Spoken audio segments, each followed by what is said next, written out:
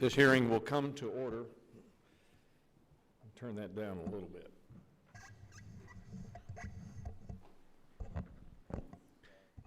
Welcome to the Committee on the Budget's hearing on the Congressional Budget Office's role of behavioral modeling in scoring and baseline construction.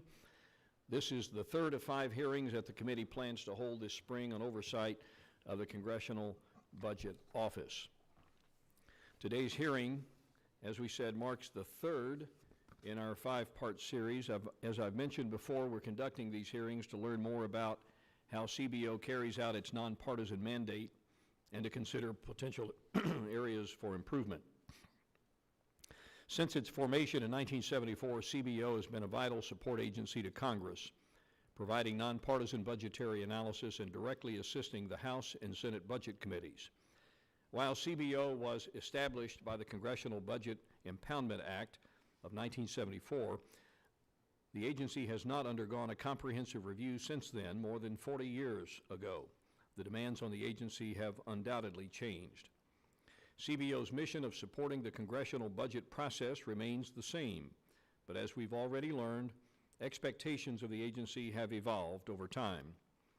So like our last 2 hearings, we are here to make sure the agency has everything it needs to effectively and efficiently fulfill its mission in the 21st century. We opened the Oversight series with CBO Director Dr. Keith Hall and broadly discussed the agency's organizational and operational structure, including its staffing, assumptions, processes, and work products. In our last hearing, we began to explore some of the more technical aspects of how CBO actually crafts the impartial work products Congress relies on to make informed legislative decisions. And today we'll focus on how CBO conducts its modeling and scores legislative proposals, including the assumptions made and processes used by the agency's analysts.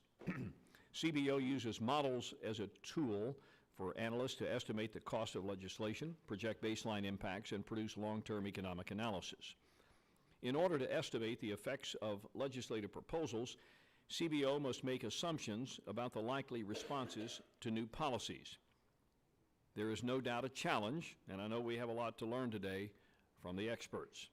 With that, I want to introduce our witnesses, each coming with knowledge and understanding of CBO's current modeling framework. At the witness stand today is the CBO Director, Dr. Keith Hall. A little later on, Dr. Jessica Banthin, Deputy Assistant Director for Health, Retirement, and Long-Term Analysis. Dr. Banthin is here to share her expertise on how the agency practically applies its health insurance simulation model, as well as other models in the course of cost estimating. And we will be joined by Dr. Jeffrey Kling, Associate Director for Economic Analysis. He's here in his capacity as the Associate Director responsible for maintaining and enhancing the quality and transparency of CBO's work. Before we start our discussions today, I want to remind everyone that our goal here is to learn and identify potential areas for improvement at CBO. CBO is vitally important to the congressional budgeting process, so these discussions are not meant to be one-sided or accusatory. Throughout this hearing series, CBO has welcomed the opportunity to discuss its work and undergo oversight. However, it's certainly fair to acknowledge that CBO's scoring of legislative proposals has led to those scores being questioned, particularly related to health care policy. But when it comes to recent efforts to repeal and replace Obamacare, the failure of Congress to do so is certainly not CBO's fault. However, it is a legitimate reaction of Congress to investigate how CBO, as a congressional support agency, comes to any of its conclusions and scores legislative proposals, including those related to health care policy. Much of the interest in and debate surrounding CBO has been centered on transparency, and these hearings have already enhanced communication between the agency and Congress. They've also started to clarify CBO's role in the congressional budgeting process and begun to improve understanding of how CBO does its work. Without question, there is genuine interest on both sides of the aisle to fix the broken budget process. And I want to remind my colleagues that CBO is a critical piece to ensure Congress has a successful and fully functioning budget process. Today I look forward to hearing from our witnesses and engaging in more productive conversations with CBO. And with that, I'd like to yield to the ranking member, Mr. Yarmouth from the Commonwealth of Kentucky. Thank you very much, Mr. Chairman. I'd like to join you in welcoming our three CBO witnesses today, Director Hall, Dr. Banthin, and Dr. Kling. We appreciate you coming before the committee to testify and answer questions about how CBO incorporates behavioral responses into its analyses. I anticipate that a lot of today's discussion will center on healthcare, and I'm glad the committee is looking into it. I'm not necessarily being critical of the timing of this hearing, but I do think it's important to point out that it would have made more sense to hold this hearing before voting on the majority's bill to repeal the Affordable Care Act and gut Medicaid, or before voting on their tax bill, which repealed a key component of the ACA, or before voting on a budget resolution that cuts $1 trillion from Medicaid and ends the Medicare guarantee. Nevertheless, I'm pleased that you are here, Dr. Hall, Dr. Banthin, and Dr. Kling. A year ago, the president said, nobody knew healthcare could be so complicated. I'm quite certain that all three of you have long known just how complicated it is. That is why Congress relies on your objective, nonpartisan expertise to research, model, and estimate the effects of large-scale changes to our nation's healthcare system. When you consider that our system represents fully 1/6 of the U.S. economy, there's absolutely no way we can responsibly legislate on behalf of the American people without knowing the entire impact of our health care proposals. During the debate on the Affordable Care Act, as long ago as that was, I called health care policy a giant Rubik's Cube. You may think you are changing one small part of one side, but that change unexpectedly impacts a different side, or many different sides. Healthcare has a lot more sides than a Rubik's Cube, which is why we have to rely on impartial analysis and input from unbiased experts, or we will find ourselves neck deep in unintended consequences. When it comes to access to healthcare, these unintended consequences can translate into severe consequences for American families. For example, after rigorous modeling, CBO ultimately estimated the House-passed bill to repeal the ACA would reduce the number of people with health insurance by 23 million in 2026. Now, it's still unclear to me if that was the goal of my Republican colleagues or an unintended consequence, but either way, it's critical information for us to have, and we must have it before we vote. That said, Director Hall, I'm interested in hearing more about this estimate, as well as about how CBO is updating the baseline to reflect actions taken by Republicans in Congress and the administration to deter ACA enrollment, destabilize the insurance markets, and prevent the law from being implemented as designed. I'm also interested in hearing about how CBO is re-estimating proposals in the President's 2019 budget request. My Democratic colleagues and I have grave concerns about many of his policies, including massive cuts to health care, anti-poverty programs, and investments in economic growth. Again, I thank our witnesses for coming, and I look forward to their testimony. And I yield back. Thank you, Mr. Yarmouth. In the interest of time, if any other members have opening statements, I'd like to ask for unanimous consent that members submit them for the record without objection. I would now like to recognize the Director of the Congressional Budget Office, back to the chamber here, Dr. Keith Hall. Dr. Hall, thank you for your time again today. The committee has received your written statement. It will be made part of the formal hearing record. You'll have 10 minutes to deliver your oral remarks, and that time begins right now. Sir, you are recognized. Chairman Womack, Ranking Member Yarmouth, and members of the committee, thank you for inviting me to testify this morning about how CBO does its analysis. I would like to make 7 points. First, our goal is to provide budget estimates in the middle of the distribution of possible outcomes. All budget estimates are uncertain, but the budget process relies on estimates of specific dollar amounts, so those are what we produce in our baseline budget projections and in cost estimates for legislative proposals. To the extent feasible, we describe the uncertainty associated with those estimates, and we regularly compare our estimates with actual outcomes when available and to improve our estimating methods. Second, our estimates are derived from data and research. Baseline projections and analysis of policy proposals rely on various types of information depending on the program involved and the specifics of any particular proposal. When applicable, we use historical information about spending, revenues, and other factors affecting budgetary outcomes. We draw upon research from the professional community and utilize information about outcomes in analogous circumstances. We consult with congressional staff members at relevant federal agencies, and other experts with diverse views, including experts from state governments, industry, think tanks, and universities. And we receive input from our panel of economic advisors and our panel of health advisors, whose members represent a variety of perspectives. We write about the data and research that informed our analysis in our description of the basis of an estimate. Third, our estimates incorporate behavioral reactions to proposed policy changes. Estimating how individuals, firms, government entities would react to a policy is a fundamental part of analyzing its effects. For example, our estimates account for changes in the production of various crops that would result from new farm policies, changes in people's likelihood of claiming government benefits if policies pertaining to those benefits are altered, and changes in the quantity of health services that would be provided if Medicare's payment rates to certain providers were adjusted. Fourth, for major legislation and when practicable, our cost estimates reflect additional behavior changes that would affect total output in the economy. Those macroeconomic changes, including changes in the labor supply or private investment, are incorporated into certain cost estimates using what is sometimes termed dynamic scoring.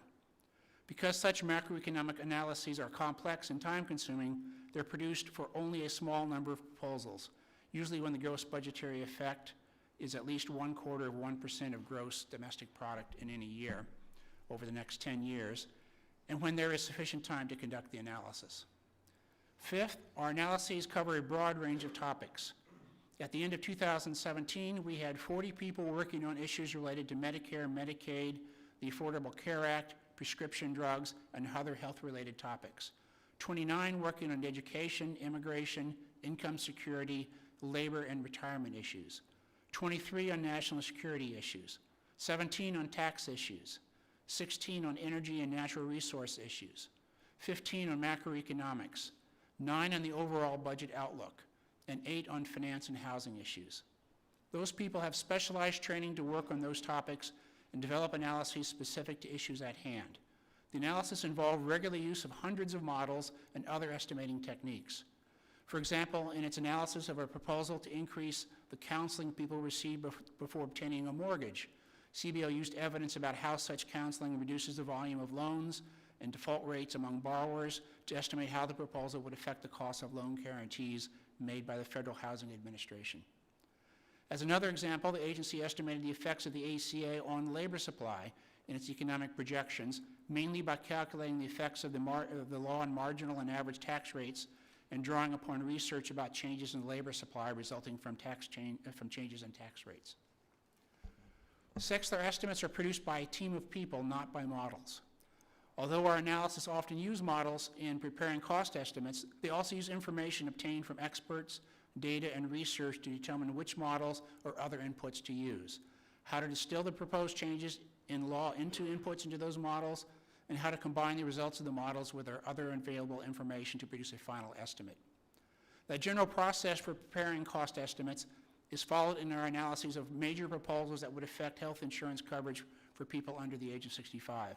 So for such proposals, an especially large number of analysts and modeling efforts are usually involved because of the complexity of health insurance decisions. In those analyses, CBO focuses on estimating the effects on coverage, premiums, and federal spending, and the staff from the Joint Committee on Taxation estimates the tax-related budgetary effects. The analyses have 3 main steps. First, develop an analytical strategy. We first review the proposal and identify the key effects it would have. We then estimate issues surrounding its implementation, such as how eligibility for a subsidy would be verified, assessing the probable timing of the effects. As part of that process, we consult with outside experts and review existing evidence. Second, we model the effects of the proposal. We use several models, including our health insurance simulation model, models of Medicaid, and JCT's individual tax model, to analyze the proposal's effects on health insurance coverage in the federal budget. We translate the features of the proposal into changes relative to current law and the price and generosity of health plans and in other factors that would affect the decisions of all parties involved, states, employers, insurers, individuals, and others, and use those changes as inputs into the modeling the proposal's effects on health insurance coverage and premiums. We then use the results from those analyses as building blocks to project the proposal's budgetary effects, including effects on the cost of the Medicaid program and on receipts of individual income taxes. Third, we review and write about the estimate. At several points, we thoroughly review the projections for objectivity and analytical soundness. That rigorous process involves multiple people at different levels in CBO and JCT.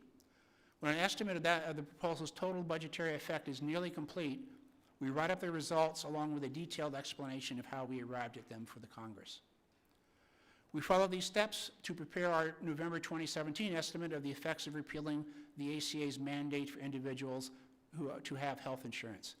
In developing an analytical strategy, we examined data and research that might shed light on the effects, and we discussed the issues at a meeting of CBO's panel of health advisors and consulted other experts. In modeling the effects of the proposal, we estimated the number of people who would no longer enroll in health insurance as a result of the repeal, the effects on premiums, and the speed at which those changes would occur, and we projected how those changes in coverage and premiums would affect tax revenues, Medicaid spending, and other spending. In writing about the estimate, we also indicated that we were undertaking considerable work to revise our methodology, and that preliminary results indicated that the estimated effects on health insurance coverage would be smaller than previously reported. In addition to other technical and economic changes, our next baseline projections will incorporate estimates of those effects because the repeal of the penalty for not having insurance is now part of current law. Seventh, we strive to make our analysis transparent, and we recently reallocated resources to make it still more so. We have released new publications this year describing our processes for producing economic forecasts, budget baselines, and cost estimates. Key staff are making presentations to Congressional staff about those processes. In the coming months, some of our specific efforts to explain how our models have contributed to our estimates will include the following: exploring ways to make more supporting documentation for the methods used in baseline projections and costly estimates publicly available, publishing detailed information about key aspects of our updated model for simulating health insurance coverage, including computer code, and how an analyst used the model in preparing estimates, developing a version of our model for projecting spending on discretionary programs to facilitate replication of roughly 40% of CBO's formal cost estimates, releasing technical documentation and computer code explaining how key parts of our long-term budget model work and how they contribute to our analyses, providing information online that enables users to examine how a large variety of changes in baseline economic projections can affect projections of the federal budget, publishing revised estimates of how certain changes to laws governing medical malpractice would affect medical spending, explaining the reasons behind the revisions to the methodology used, documenting the model used to project how those changes to laws would affect medical costs, and making computer code for that model available, posting a tool for examining the costs of different military force structures on our website, and providing computer code that generates results discussed in a working paper about our model of the maximum sustainable output of the economy. More broadly, we plan to increase the public documentation of our modeling efforts by publishing more slide decks, working papers, appendices, supplemental data, related spreadsheets, and other technical material. We look forward to getting feedback on the usefulness of these transparency efforts. I appreciate the opportunity to explain how we do our work, and I'm happy to answer your questions. And thank you for your support and guidance as we carry out our mission to provide information to the Congress as you grapple with the difficult issues facing the nation. With 3 seconds to go, that's very good. I've Dr. had some Hall. practice lately. I am impressed. We appreciate your testimony this morning. And as we begin the Q&A, I'd like to welcome 2 additional witnesses to the table. They are Jessica Banthin, Deputy Assistant Director for Health, Retirement, and Long-Term Analysis at the CBO, and Jeffrey Kling, Associate Director for Economic Analysis at the CBO as well. All 3 of our witnesses are available to answer the questions. It should be noted that the ranking member and I have conferred prior to the meeting, and we have both agreed to defer our opening questions to the end, out of respect for the colleagues of ours on both sides of the aisle who have full schedules and have other things going during the course of this particular hearing. So with that, I'm going to recognize, first up, my good friend, Mr. Renacci from Ohio. The floor is yours. Thank you, Mr. Chairman, for holding the hearing, and I want to thank Director Hall and his associates for the participation and work at the CBO. You are tasked with an incredibly difficult job of forecasting outcomes of complex legislation, oftentimes having to use various assumptions to predict the implications of policies that have never been tested before.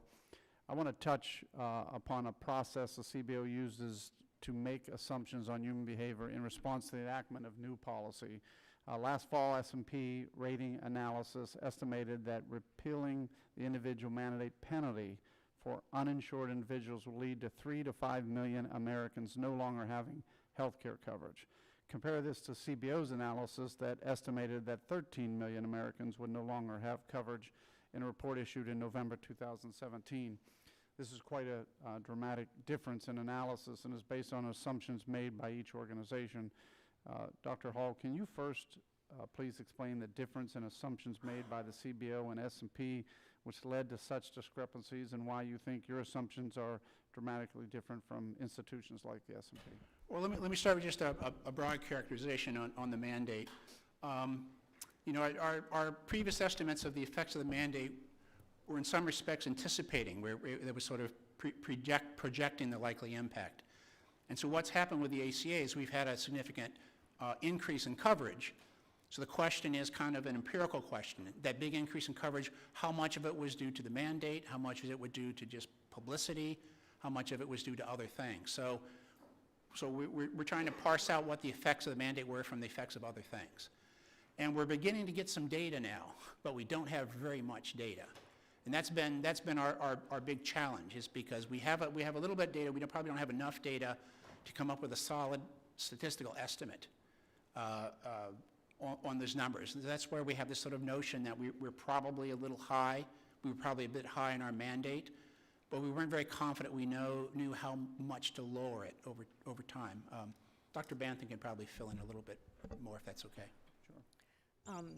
Good morning, Mr. Renacci. So we published a slide deck in September 2017 talking about some of the issues Dr. Hall just mentioned, both the financial effects of the penalty associated with the mandate, as well as some of the non-financial effects. For example, people's desire to comply with the law, possible changes in social norms regarding insurance coverage. Those non-financial effects are much harder to tease out. We are in the process of revising our methodology, and we will be discussing that in our forthcoming baseline report.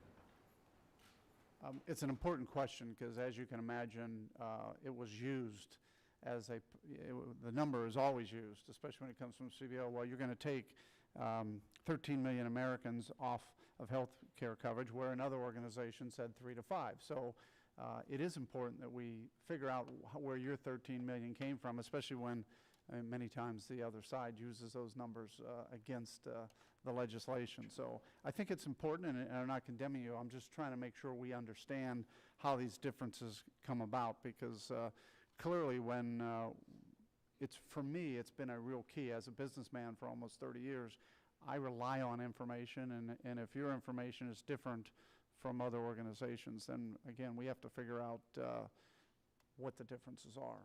So I'm hoping that we can get, in the future, that can become more open. I want to shift gears to assistance that is provided to the CBO through the CBO's panel of health advisors. Dr. Hall, can you talk about the composition of the panel of healthcare advisors and what role they play in assisting the CBO in producing its reports? Sure. Well, the idea of the panel is to have a diversity of views and have people on there who can offer us advice on our work on healthcare.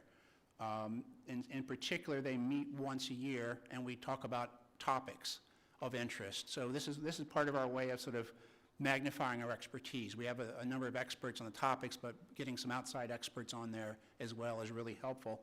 We most recently used them on exactly the issue that you mentioned on the mandate. We were thinking about changing our methodology, and we made it a major topic at our health panel meeting and got input from our health panel members.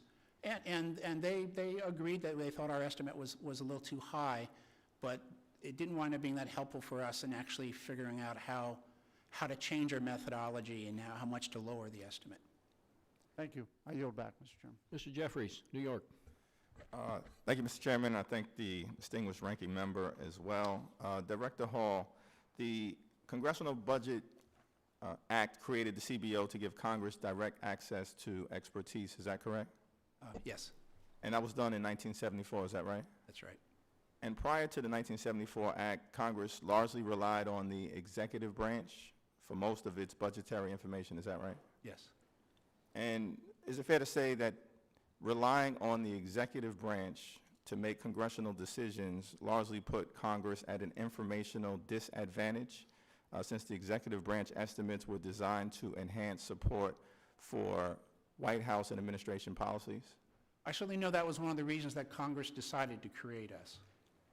Now, for the last 40-plus years, CBO has provided high-quality information to Congress under, I believe, 9 different directors appointed by the House Speaker and the Senate President Pro Tem. Is that right? That's correct.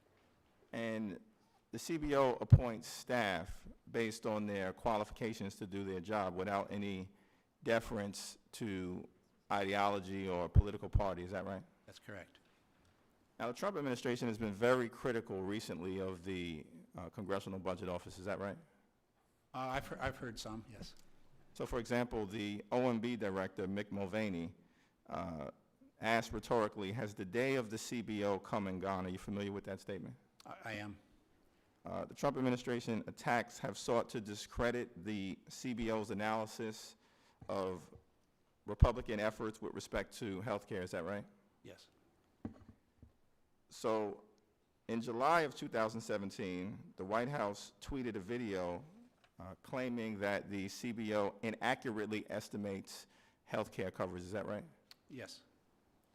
Now, before unceremoniously resigning last September, HHS Secretary Tom Price claimed, quote, the CBO was wrong when they analyzed Obamacare's effect on cost and coverage. Are you familiar with that statement? I am.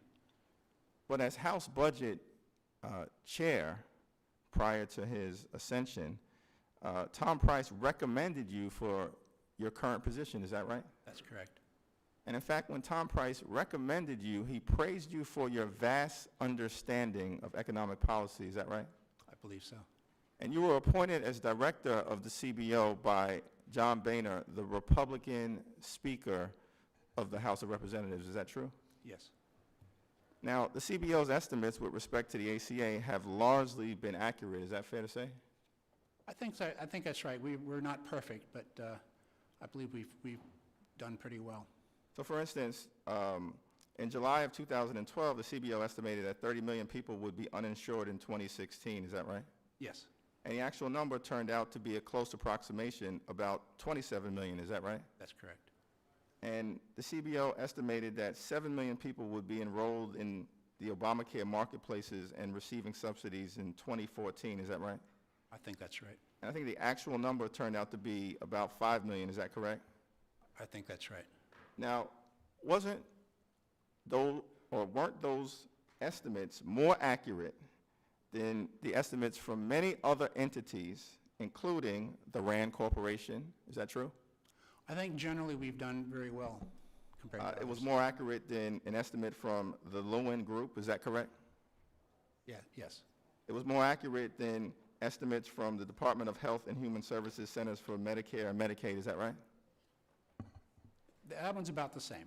Okay, so you have exceeded the estimations of almost every other entity that has analyzed the future of the Affordable Care Act. Is that correct?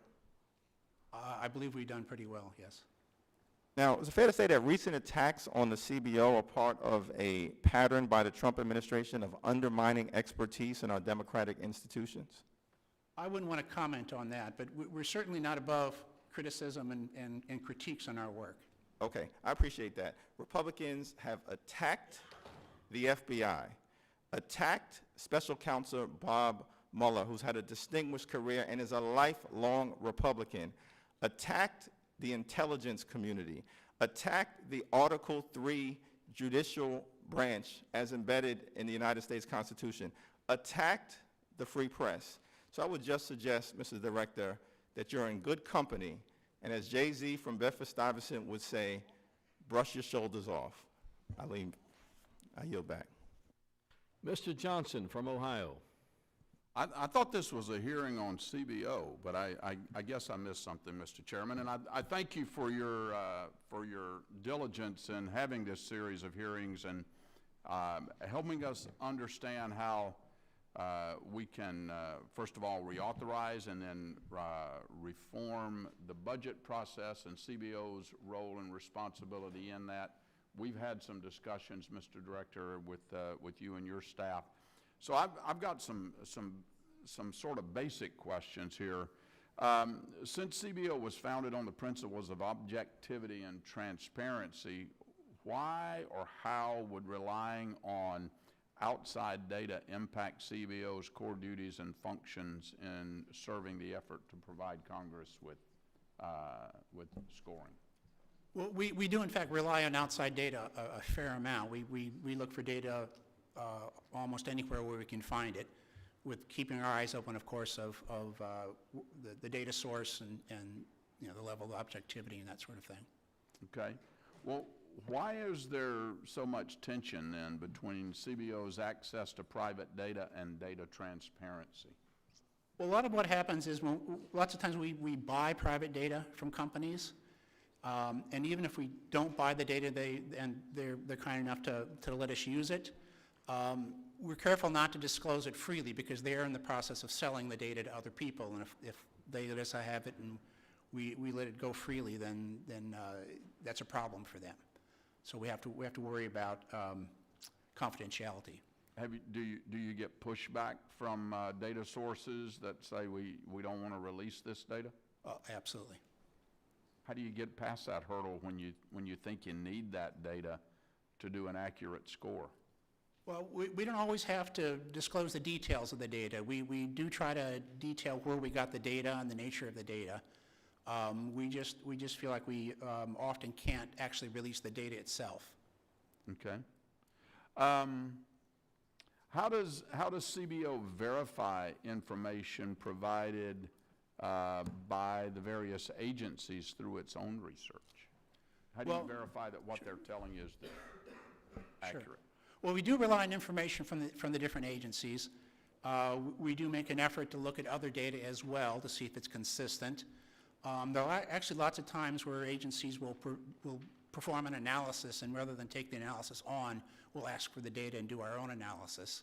So we do make an effort to make sure that the data we're getting from agencies is accurate, and I say by comparing it to other sources of data sometimes. Okay, all right.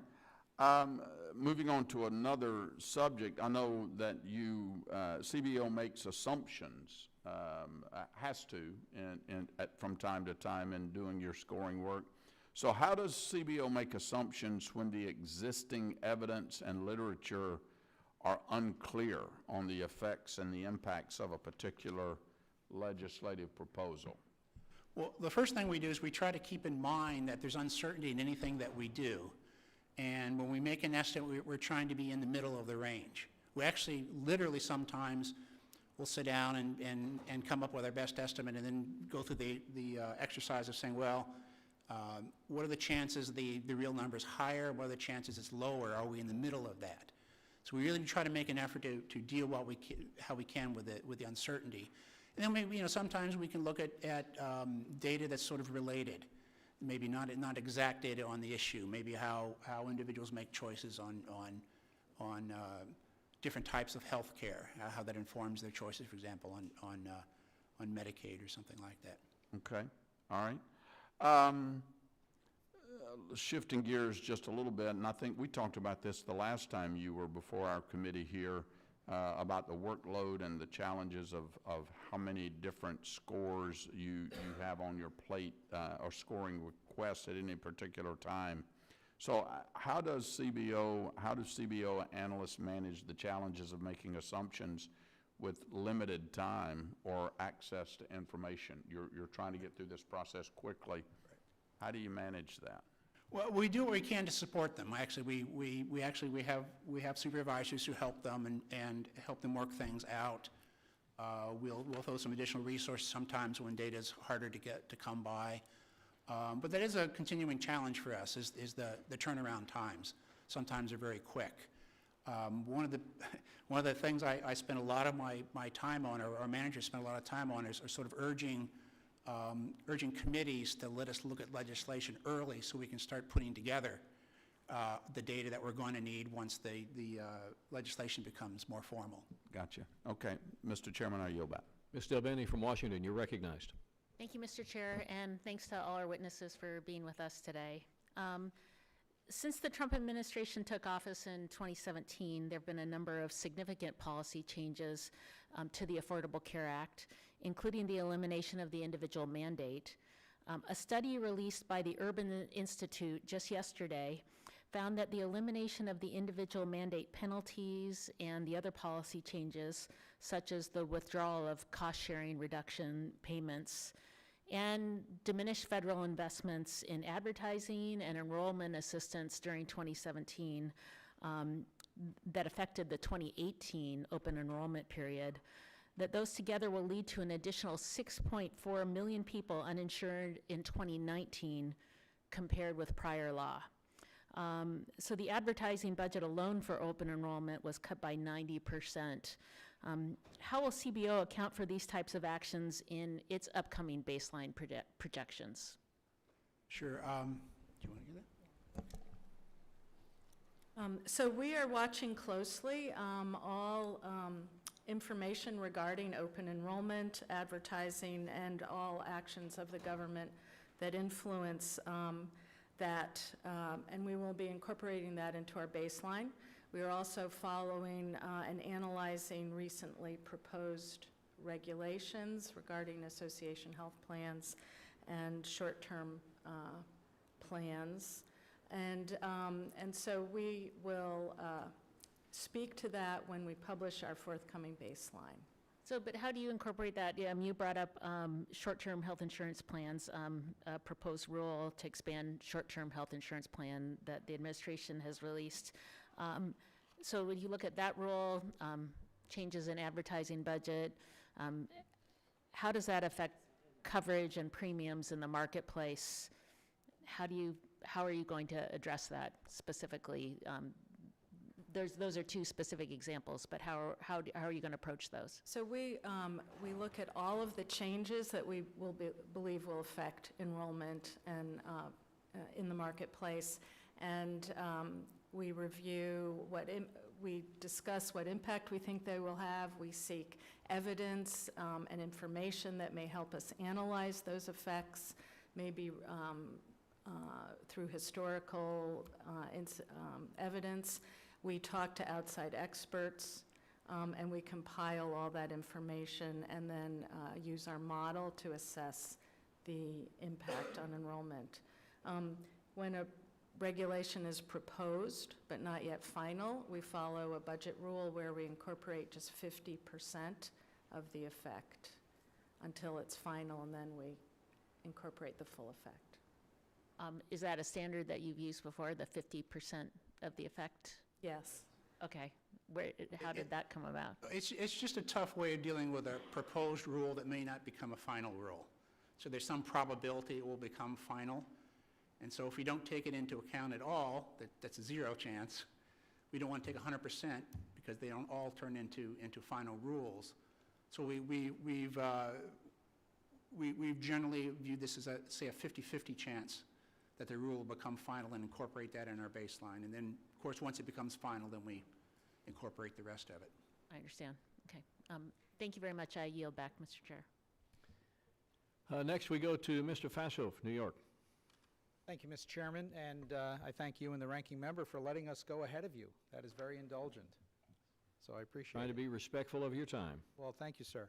On the issue of the individual mandate that has been brooded about throughout the nation over the last number of years, is it correct that when CBO did its forecast, it counted as those people who would be losing insurance, those who were currently paying the penalty to avoid buying insurance? I'm not sure. So we publish estimates that represent average annual coverage numbers. And we realize that in the real world, people may be covered for half a year, may be uncovered for half a year. So some of the people who pay, in real life, some of the people who pay the penalty may pay a prorated penalty due to certain number of months uninsured but they've been covered for the other months of the year. So our estimates try to account for that. So when you did that, and how many people were paying the penalty in the most recent year? I don't know the number off the top of my head. So in other words, when you did your analysis of loss of insurance, you didn't actually count all of the people who were paying the penalty as losing insurance? That's correct. If the penalty was if the fine or penalty was repealed, you counted only a portion of them? That's true because we're presenting average annual statistics. So, for example, the real data from the IRS may show lots of people paying a small portion of the penalty. Let's say a whole lot of people paid half the penalty. We would then cut that number in half. I think this was an example where, frankly, what came from CBO was a bit of a muddle. It was not really understood, I think, by either side in this political debate, and certainly not in the media and among the general public. And that might be an area where you might seek more clarity. Just a point. The other thing, in terms of, I'm aware that the Budget Office in Canada publishes models that citizens can look at. Netherlands invites international and domestic experts to come in and critique their CBO equivalent office. Have you considered doing such a thing, Director Hall, as well, in terms of trying to modernize and improve the forecasting abilities of your office? Yes, actually, if you sort of look at our transparency plan, we have a few proposals that are doing just that. So what specifically are you going to be doing? Well, do you want? Okay. Yeah, well, we have what we're calling our waterfall table, which is looking at discretionary spending by category, and we're gonna put that up so you can sort of see how our projection of discretionary spending is going to change from year to year. We're putting up a model on military on a military force structure that's sort of similar to that. I think we're also going to work towards what I call sort of a rule of thumb interactive model, which will be based on our budget outlook forecast, where people can then change some things like productivity or labor force participation, see the effects on the budget of once you sort of vary those things. So we have a few things like that which are designed to be interactive. And what about in terms of outside experts to come in and help review and critique performance? Well, we certainly bring them in all the time to look at our models, especially when we're developing new models. We go to our experts, and we certainly use our panels to talk about our performance and get feedback from them on how we're doing on various aspects, especially on the economic forecast. And is that something that where you report to the committees in the House and Senate in terms of that process?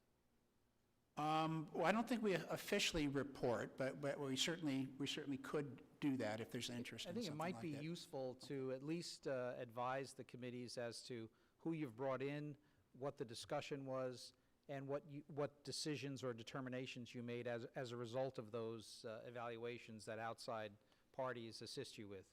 So there's a process for the panel of economic advisors, for example, where at the meeting there's a number of the committee staff who are attending the panel meeting itself, and so they can hear in real time what the panel members are telling us, what the discussion is about the economic forecast, and then there's also a follow-up meeting with budget committee staff where they give us information about their takeaways from the meeting, and we talk about what we think we learned, so that process is happening at a staff level at this time. Great. Thank you, Mr. Chairman. I yield back. Ms. Jayapal, Washington. Thank you, Mr. Chairman, and thank you all so much for being with us. I wanted to go to the healthcare law and how you've incorporated changes that were made by the Republicans last year into this analysis, including rules that were just applied. So a new analysis by the Urban Institute indicates that continuing unraveling of the ACA will increase premiums by double-digit percentages in most states next year, an estimated 18% on average. And that includes the elimination of the individual mandate, along with the withdrawal of cost-sharing reduction payments and slashing of budgets to get the word out about the ACA and encourage enrollment. On top of this, pulling Americans out of the ACA and into short-term limited duration policies would raise the uninsured in this country to 36.9 million next year. How are you incorporating these effects of the changes in both policy and law into your estimates, your baseline estimates? Sure. Well, this is something we routinely do with our baseline. We have a specific healthcare baseline, so we'll do exactly this. Where we take on board the changes in law and et cetera. The rules are a little bit trickier, as we sort of discussed, because rules aren't always finalized.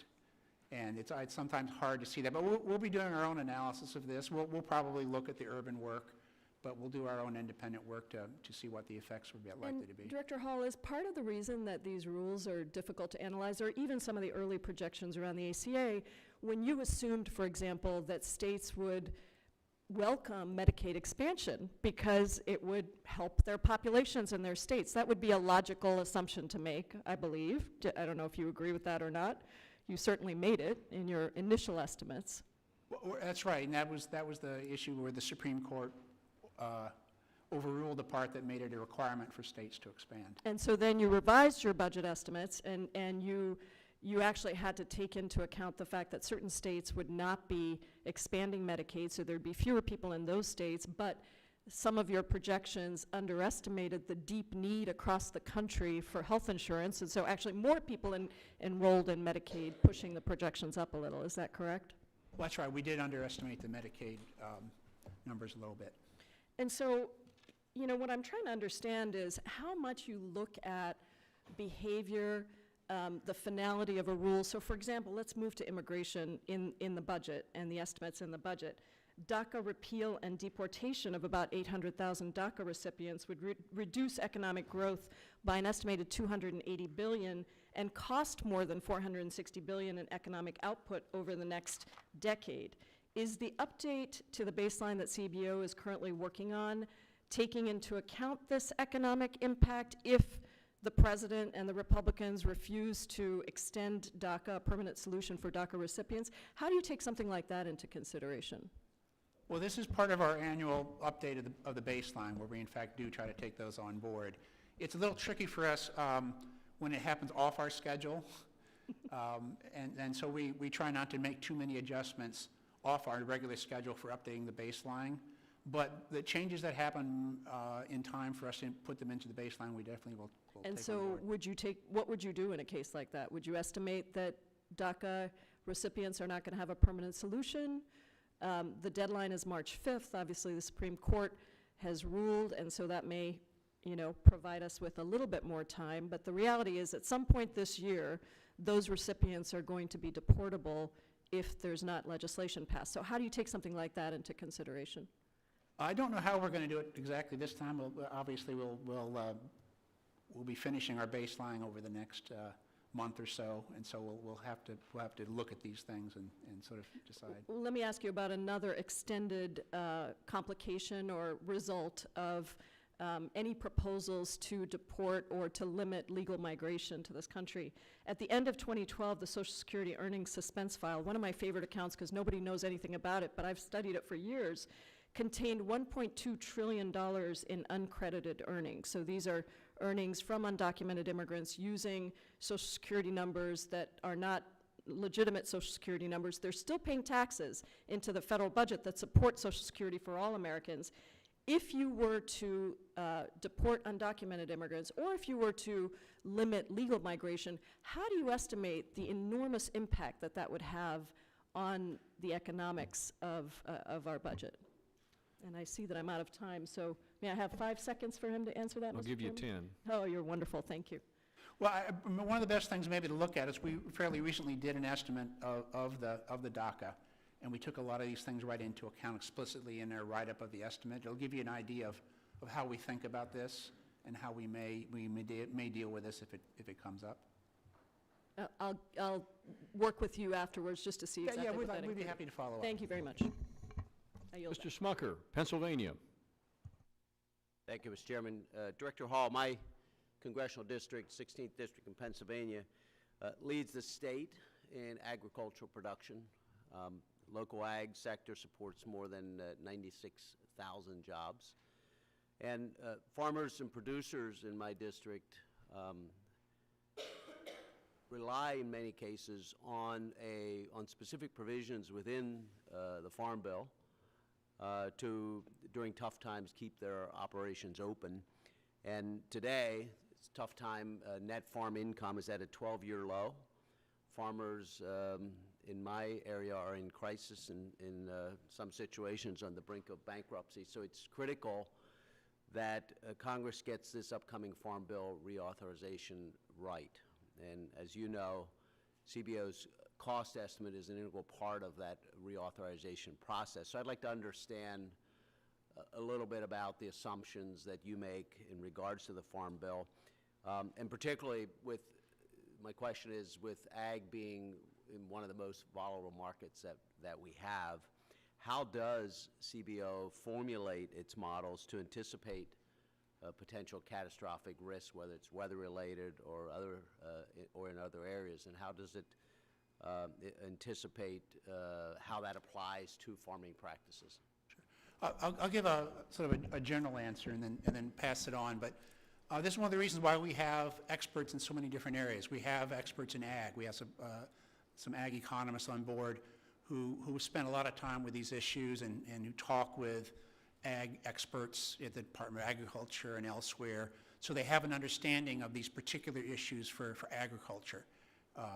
And so of course our effort is to be as professional and use our expertise as much as possible and have these models accurately represent what would happen. So you can see on our website with every baseline in the spring, there's a set of tables, 20 or so, that show for different kinds of crops, what do we think the yields are going to be and the prices are going to be on average. And then the key thing that I think you're interested in is that sometimes it's not the average. Yeah, how would sometimes you it's make higher, allowance sometimes for it's it, lower. And so we've developed a set of modeling tools to look at history and see how much volatility has there been. And if the future is like the past, then we can use that as a way to figure out what are the chances that prices are going to be below some threshold that might trigger some kind of payment. And so we're trying to keep track of those things through the modeling. Do you have different models for different titles of the Farm Bill? Yes.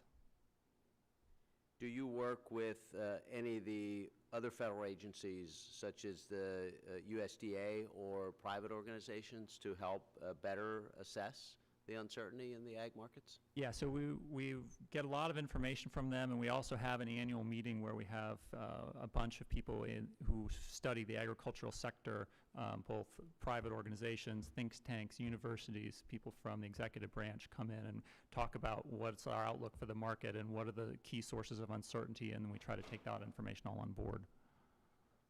Thank you. I have a little time, so I'm going to switch gears. And my fellow member from New York has already asked some questions in regards to other agencies in other countries internationally that we could potentially learn from. I know as a business owner, some of my best ideas were when we shared best practices with similar organizations. So I'd like to hear just a little bit more about whether you've spent any significant amount of time looking at operations in other areas. Sure. Well, first of all, we get lots of visits, actually, from parliamentary budget offices of other countries and members to come and talk with us. And we have some discussions back and forth that way. The most formal thing we do is we participate in the OECD, Organization for Economic Cooperation and Development. They have actually a group of parliamentary budget or congressional budget offices. They get together once a year and talk about common problems and such. So we do that. And then there have been some pretty good examples of, Canada and the UK. And I'm almost out of time, but that's sure. one of the most interesting ideas in information the committee has provided for us about online tools that Canada has made available so that legislators or even members of the public who might be interested could actually look at specific impacts of various policy proposals on their own time as they're developing those policies. So curious, and I know there may not be time to answer this, but are you looking to improve what we have in regards to that? Yeah, absolutely. And like I say, we have pilots on a number of things, and we're looking for feedback. When we try something, whether you find it helpful, that's great, then we'll put more resources into doing that kind of thing. One of our challenges is there's so many different ways of being transparent, and it takes resources to do all of them. We have to sort of make up what I'd call business decisions about which ones you find most useful, that we should spend our time on, and which ones probably aren't worth our time. Mr. Khanna, California. Thank you, Mr. Chairman. Director Hall, I just wanted to go over your background so people understand some of your qualifications.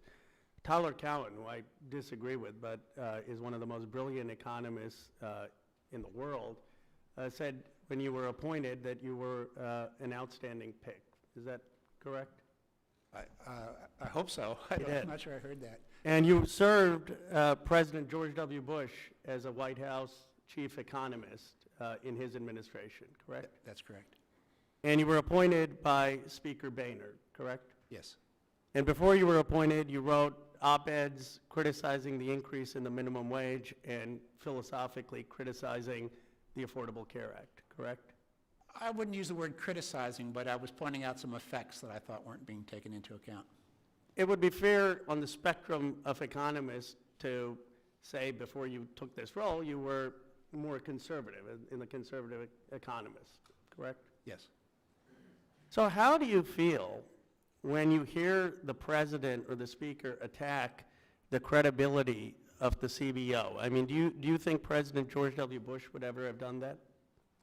No, I found the CBO to be just a really great place with very competent people who do really great objective work. So I would disagree with those criticisms. And do you think, I mean, you served as in the economic advisor to President George W. Bush. Do you think he or his administration ever contemplated those kind of attacks on the CBO? I don't know. Do you think that the attacks and the rhetoric against the CBO is undermining an essential part of our democracy in a way that for 40 years we have never seen before?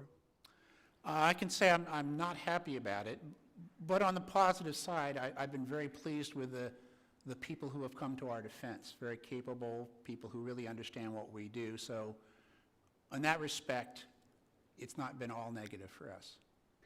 And would you say, I mean, because if you do come with a slightly conservative perspective, as there have been people who have come with a liberal perspective, would you say that you can vouch that the analysis of the CBO does not have a liberal bias?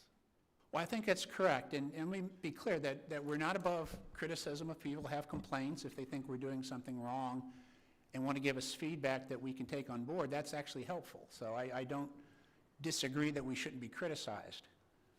But sir, do you think there's any reason to doubt because of bias or ideological bias when you come out with estimates of how many people would lose insurance or gain insurance? Is there any reason to think that there is ideological bias behind that? No, we work pretty hard to keep bias out of it.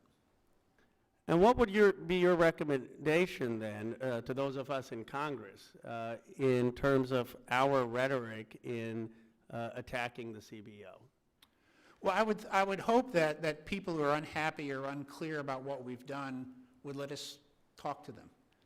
You know, we've done a lot of outreach. I think we probably need to do more outreach to where we can explain what we've done and why we've done things. It would probably take at least some of the mystery out of what we've done, so people can see that there is in fact real analysis behind our work. All right. Well, I would just, those are the only questions. I just want to make this comment that, you know, I feel for you because I think I disagree with a lot of your work before you were appointed in this position. I mean, I disagreed with the op-ed you wrote on minimum wage, the op-ed expressing skepticism of the Affordable Care Act, but I think it is outrageous for for people to question your integrity or the CBO's integrity when you have conservative economists questioning, validating your credibility, some of the leading economists, when you probably understand economics more than 95% of the people sitting in this body, to question the integrity, your integrity or the integrity of the body, I think is an ultimate disservice to our democracy. And I really appreciate your withstanding those political attacks and continuing to do your job. Thank you. Let's go now to Minnesota, and the gentleman from Minnesota is recognized, Jason Lewis. Thank you, Mr. Chairman. I have to say, I do get somewhat of a kick out of my colleagues on the other side bemoaning attacks while immediately attacking anyone who disagrees with them. But be that as it may, I'm not going to attack anybody today. I do want to talk a little bit about your estimates on baseline, though, baseline budgeting and some of the more volatile variables that you have to assume there. For instance, as I understand it, when you develop a baseline budget, you assume that temporary provisions will continue, or the discretionary appropriations passed each year will continue as is, emergency funds will continue, trust fund depletion will not be a factor in spending, mandatory programs continue unabated. What has been your experience when doing the baseline? What have been the most volatile variables that you think, in an honest, objective way, you've probably been wrong on? Well, let me first go to the first part of your question.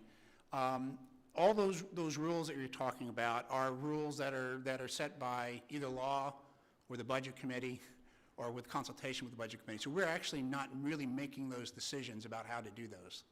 Those decisions are coming from the Budget Committees.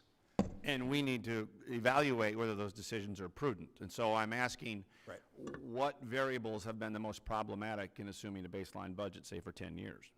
I would say the most problematic variable has actually come from the economic forecast. It's been our forecast of interest rates. Our projections of net interest have been farther off than any other budget category on a percentage basis. And we're not at all alone in that. We forecasted that interest rates would return to closer to the historical levels. Like just about every private sector forecaster, we've been very close to the blue chip consensus on our interest rate forecast, but nevertheless, everybody's been wrong, and it's been bad for our baseline budget because our net interest payments have been emergency spending, you assume that continues? Has that been an issue? So we do project forward emergency spending, and so that is a rule that the Congress changes that from time to time. Sometimes it's higher, sometimes it's lower. That hasn't been what I would call in the biggest category. Mm-hmm. Let's talk a little bit about dynamic scoring. Again, our friends on the other side of the aisle think you do too much of it. Some of us on this side think you do too little of it. Is that, when we're factoring that into the costs estimates, do you have a rule? Is that, how much do you use, and what is the rule? Well, the biggest thing is the legislation needs to be big enough to have a dynamic effect, to actually affect the GDP or the labor supply or something like that. So the rule we use is it's got to be greater than 1/4% of GDP. So that puts it at, right now, probably $40 billion, something like that. And then the second thing is whether or not, to be honest, whether or not Congress has the patience to wait for us to take a couple extra weeks to do the dynamic aspect of legislation. That hasn't always happened, because it does take some time and effort to do that. And let me just say just generally about the dynamic. Dynamic analysis is always part of our baseline. It's always part of our analysis of the president's budget. So dynamic elements have always been part of for a long time, been a big part of what we do. The dynamic scoring is just this now introducing it to individual pieces of legislation. One important thing to add there is that we're following the guidelines that are set forth in the budget resolution, and so those, like the 1/4% of GDP, is not something where we've made a decision about that. It's you collectively have made that decision, and we are implementing it. True. But calculating GDP is also a little bit like calculating interest rates. If you could predict either one, we'd probably all be doing something else for a living. I understand how difficult that is. I do want to take a microcosm of the dynamic effect, however. In my home state of Minnesota, the Department of Health just released another report that 116,000 more Minnesotans lost their health insurance in the last 2 years. I happen to think the exchange from the ACA is not working too well. It's 349,000 now without health insurance. So let me just ask you a very simple question, Director Hall, and that is, in your opinion, would more or fewer people buy health insurance if indeed the price of, say, a catastrophic policy, what my parents used to call major medical only, without the mandates, without the wellness benefits required from the ACA, if that price were to drop precipitously, would more or less people buy health insurance? Well, more, yes. On the catastrophic, yes. Yes. I mean, so those effects of the ACA had an effect on fewer people buying health insurance. Right. Now, one of the challenges we've got, right, is how do you define coverage? Is it substantial enough to be coverage, or is it too small? My time is up. I thank you for your indulgence and the chairman's indulgence. Mr. Ferguson from Georgia. Thank you, Mr. Chairman, and Dr. Hall, I want to thank you again for spending time in our office and having some really good conversations. As I sit here and I kind of think about, I listen to the comments from my colleague from California and talk about, you know, the attacks on the CBO office. Y'all probably feel a lot like we do sitting over here. You're involved in a process that has too many acceptable pathways to failure because that's the way that it's been designed. And all you're doing is you're operating within the framework that we tell you to, okay? So, you know, what I'm more interested in is more of the processes, and I've been trying to focus on the accuracy of the CBO scores going out into further years. And I think before, when we had the discussion, we talked about how the fact that you've got an accuracy rate, I think you said 2 or 3% at the 6-year mark, okay? From what you scored on day one going to 6 years out, I think you're at about 3%, right? That's on the outlays, that's right. Yeah, yes, on the outlays. So what I want to look at and talk about a little bit today is to get your thoughts about, well, how do we get better numbers for years 7, 8, 9, and 10, okay? Because what we're doing is we're making decisions on 10-year numbers, and we have absolutely no idea what the accuracy of that 10-year number is. I mean, I think we feel like a lot of times, and what we're learning is that we're closing the door, cutting the lights out, and throwing a dart at those out years. So when we say we are going to make this budget assumption and it's going to score for this many, whether it's positive or negative, what kind of tools do you need? What do we need to think about? What conversations do we need to have about understanding what the accuracy of years 7 through 10 are? And do we need to actually, if we can't do that, do we need to clarify in the CBO scoring that the accuracy is really good in years 1 and 2, it's this number in years 3 and 4, and it goes out, and so by the time you get to years 9 and 10, you know, you can say, well, we're dealing with about a 50% accuracy rate. So I'll let y'all take it and roll with that. So we've been doing 10-year projections starting in 1996. So 1996, we could look ahead to 2007. And 1997, we could look ahead to 2008.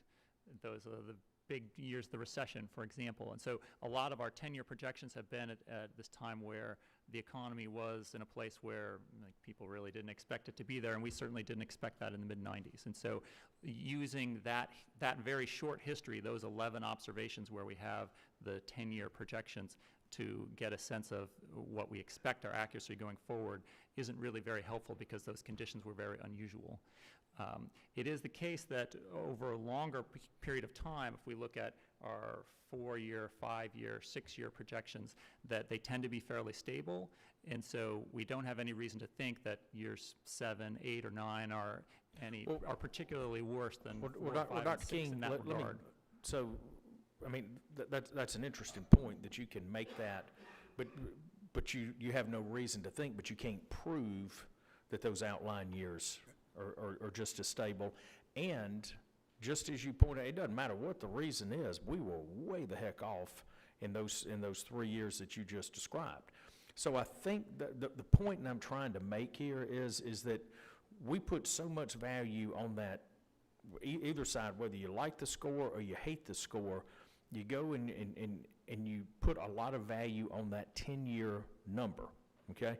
And the point is, we need to know what the probability of that number being right is. And you just pointed out a great example. You had no idea in 96 and 97 what 07 and 08 were going to look like, okay? So I just think we need to be more honest with ourselves. Do we need to say, we can give you really good numbers for these 5 years, but beyond that, there are too many variables, and we just need to make decisions based on that uncertainty in the outlying years. And, you know, we're putting that 10-year window on there because we need that length of time to be able to get to balance. So my point is, I want y'all to think about how we communicate the accuracy of those outlying years so that we can make better informed decisions as a committee. Mr. Smith from Missouri. Thank you, Mr. Chairman. Director, I want to make sure these numbers are correct, but in 2013, CBO projected 24 million people would be enrolled in the healthcare exchanges. Is that correct?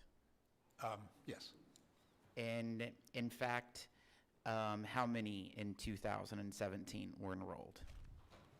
Do you have this? More like 10?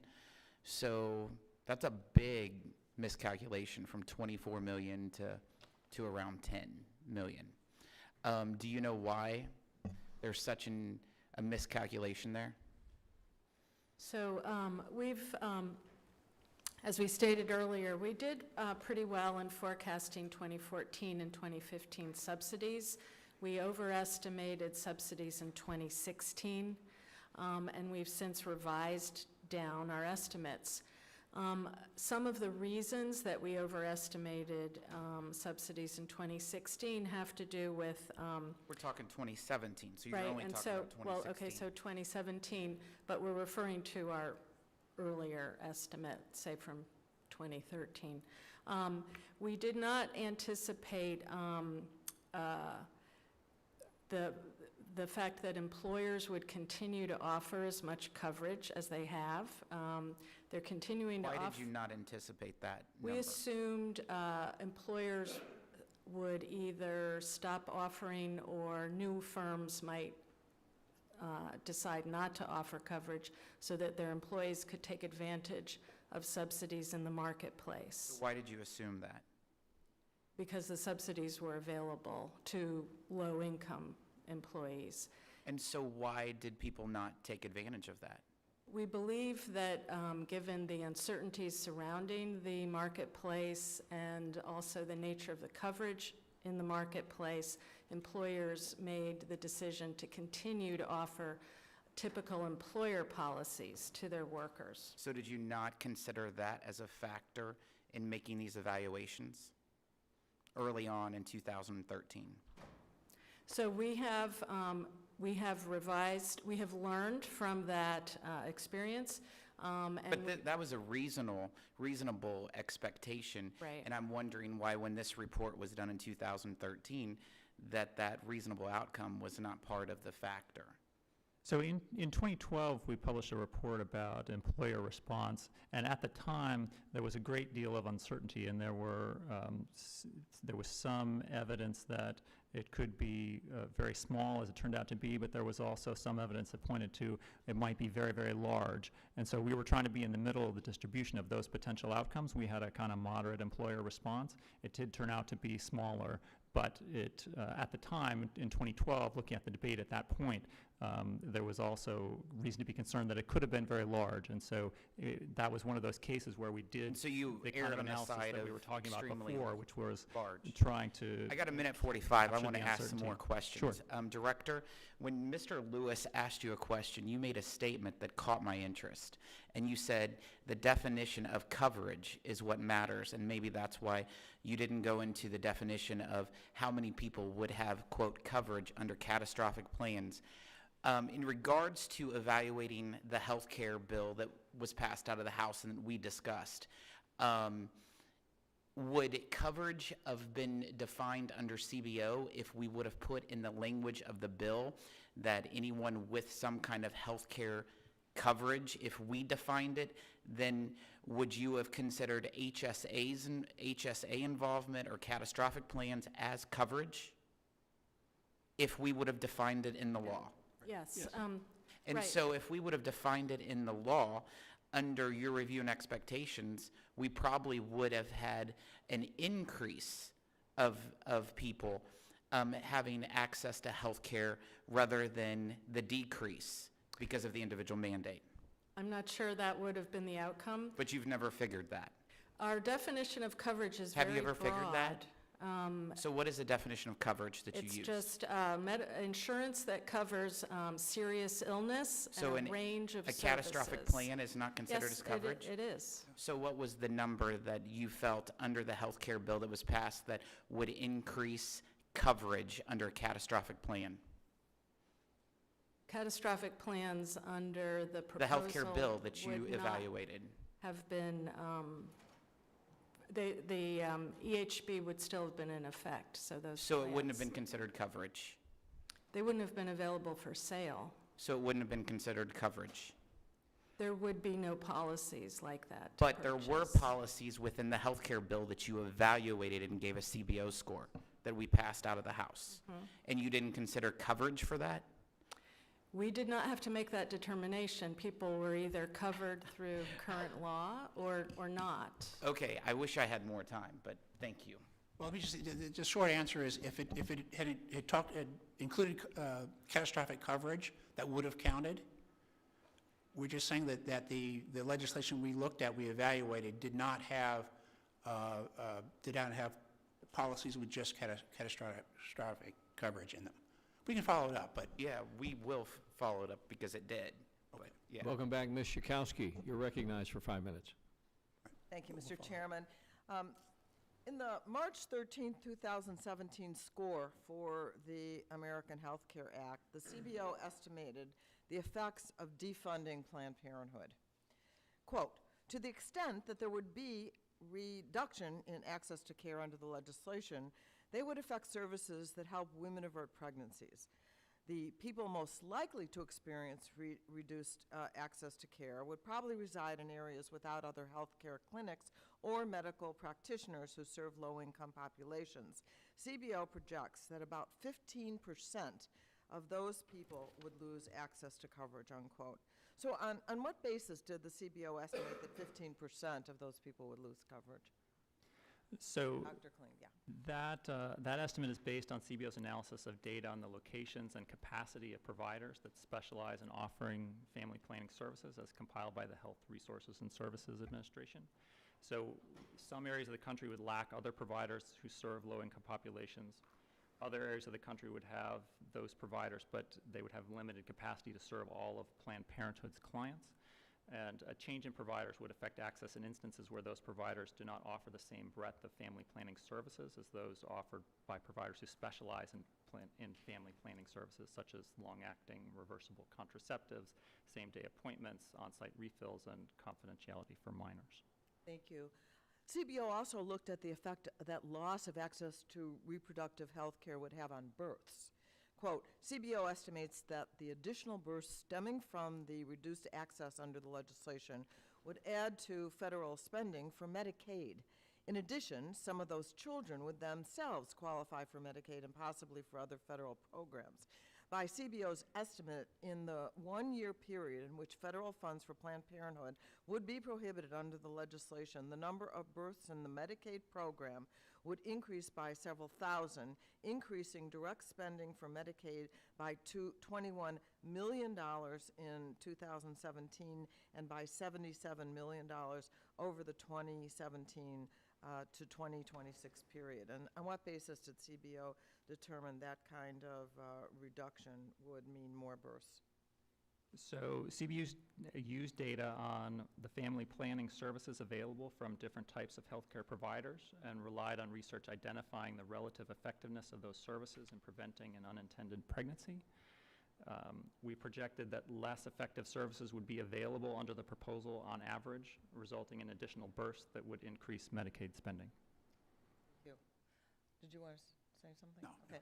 So the former chairman of this committee, Diane Black, contested the CBO estimate during our budget markup last year. She said, it's unreasonable for CBO to assume that women are incapable of finding another provider. Women are smarter than this, unquote. So when calculating the estimate, did the CBO assume that women are not smart enough to find another provider, or was its estimate based on some evidence that the closures of health providers in medically underserved areas could reduce access to birth control and thus lead to more births? It was based on our analysis of the locations and the capacity of providers that we talked about in the answer to your first question. Thank you. One source of uncertainty in CBO estimates is that your office cannot always anticipate how a law will be implemented. But I understand that the CBO does adjust its baseline and cost estimate as it receives new data and observes changes in implementation. The Trump administration cut the outreach budget for the insurance marketplace under the Affordable Care Act by 9%. Is that the sort of change that the CBO would look at? Yes, it would, absolutely. Well, And we did will you- be taking a look at that. We haven't made any conclusions yet. The administration wants to let states take Medicaid health care benefits away from families who cannot provide employment. Is that the sort of change in implementation CBO would consider as it updates its model? Yes. And after years of decline, the uninsured rate went up. Is that last year?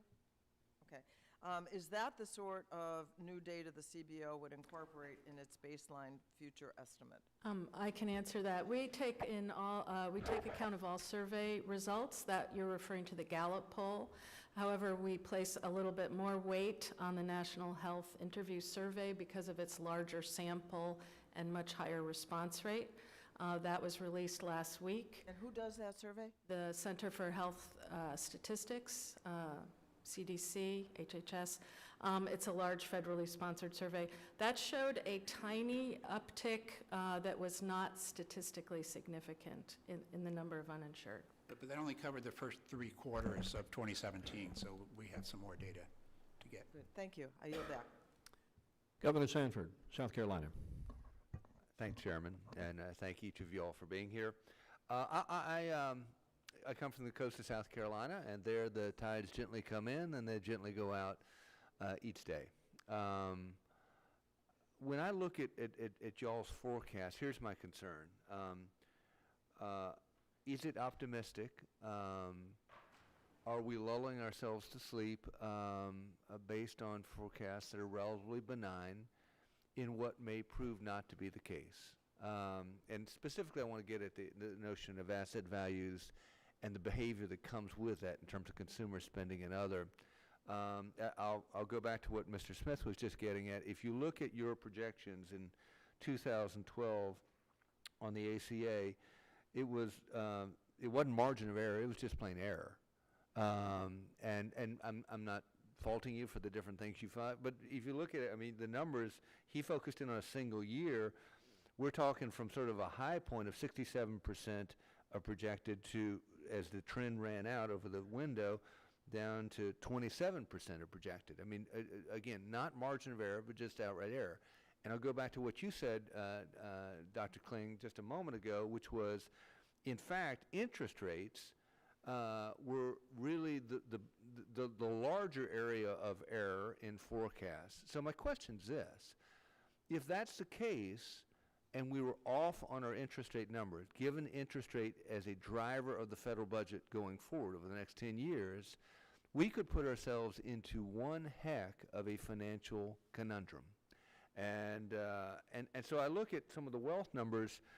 We're in uncharted waters with regard to the federal and central banks with zero interest rate policy around the world. We have a global debt number that has run up to the highest ever. I pulled the Shiller PE ratio. Our numbers are now higher than on Black Tuesday in terms of the Shiller PE index. I'd look at household net worth to disposable income. we've never before in the history of our country been at as high a level.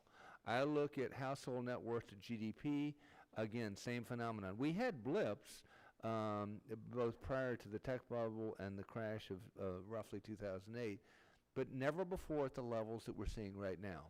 So maybe we're living in a bubble and we don't even know it, and if that was the case, what does that do in terms of y'all's projections, because there is a wealth effect in the way that people spend money that would be real and have, I think, very grave consequences, not just in terms of the federal budget, but in terms of ultimately people's wealth in this country. Give me a little bit in terms of the degree to which you're incorporating that into your budget forecast. Sure. Actually, the risk is actually a thing that's a little difficult to talk about, difficult to summarize for folks. You know, when we do our economic forecast or budget forecast, we give our best estimate. We try to give an idea of what the ranges are. And then we can say things like when the debt gets up to really high levels, the risk is higher. But it's hard to communicate exactly how higher. I'm not faulting you, but I'm just pointing out that there is a substantial contingent liability built into whether our if in fact, if the CBO budget is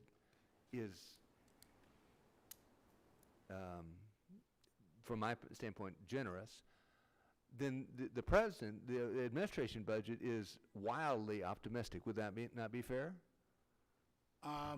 Well, we haven't looked at the president's budget yet, so we know. I understand the political we know their take discount, on but that. would you? I mean, if yours is optimistic, then that would be wildly optimistic by comparative standard, correct? Yeah, we're usually pretty close to private forecasters. We're pretty close to the consensus because we're all looking at the same data. I've got 45 seconds. Dig in just a little bit, though, on the thought you're getting at, which is what Rumsfeld talked about, the known unknown, or the unknown that we don't know about. Where are we? I mean, to what degree is that built or not built into what you're forecasting? So one of the things that you might be interested in is in our long-term budget outlook, we have an analysis of budget uncertainty where we look at some different factors of, well, if productivity growth in the economy is higher or lower than we project, then what are the effects on the budget? What are the effects of higher or lower healthcare spending? And so if you take a number of factors into account, you can see like the path of debt is either much higher than our central forecast, or it seems to be relatively flat. So there's, it would be unlikely for it to turn out that debt will be a lot lower than current levels. We project that it's going to be somewhat higher. It could be considerably higher, or it could remain around the same, but that cone is definitely mostly up. And so that, I think, is something that would be of interest to you. Thank you. General Bergman, Michigan. Thank you, Mr. Chairman, and thank you all for being here, because this is always an educational experience, I think, for all of us who are listening. Sometimes I think may not be impossible, but if you're talking, you're not listening.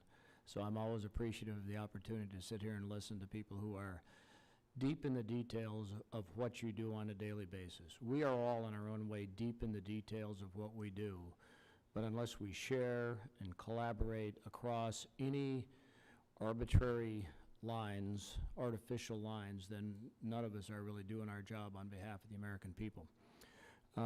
My district, the 1st District of Michigan, relative, a couple of important details.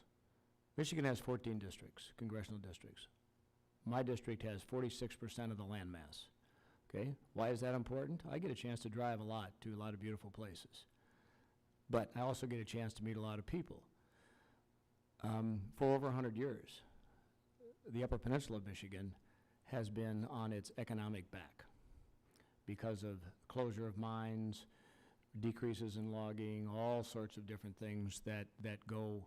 So we, just in Michigan alone, as the Upper Peninsula, feel left out of the decisions made in Lansing at times, our state capital. So there's a certain sensitivity, but a certain sense of realism about what it means to be able to live your life, raise your family in the Upper Peninsula of Michigan.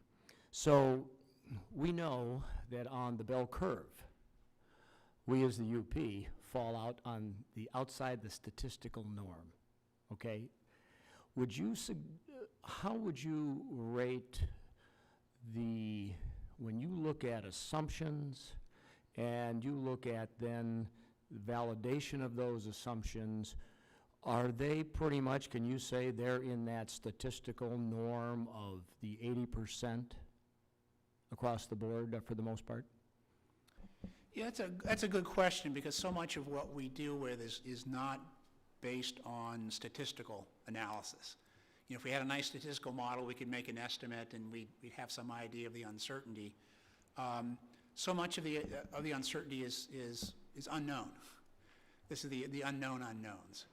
And so we're But if you take a list of us, because I know time goes fast, when you're listing or creating your assumptions, right, that assumption, if you put it right back into a bell curve, sure, does it fit in the middle, or do you ever look at where does my assumption fit into a norm, or is it just kind of pie in the sky? How do you develop your list of assumptions?